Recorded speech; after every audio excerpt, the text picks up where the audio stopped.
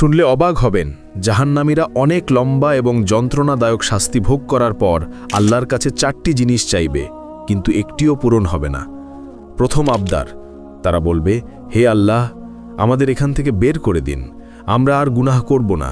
আল্লাহ পরিষ্কারভাবে বলে দেবেন, চুপ, আমার সাথে কথা বলো না। তখন তারা বুঝতে পারবে যে তারা আর কখনো এখান থেকে বের হতে পারবে না।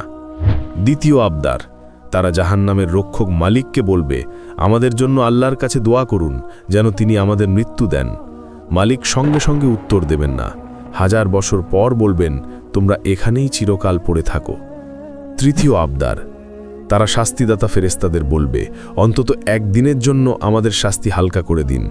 ফেরেশতারা বলবেন, তোমাদের কাছে কি স্পষ্ট পথ নির্দেশ নিয়ে রাসূলেরা আসেননি? তারা বলবে, হ্যাঁ। ফেরেশতারা তখন বলবেন, তাহলে এখন নিজেরাই প্রার্থনা করো। চতুর্থ আবদার, তারা জান্নাতীদের ডেকে বলবে, ভাই একটু পানি দাও অথবা জান্নাতের কিছু খাবার দাও। জান্নাতীরা বলবে,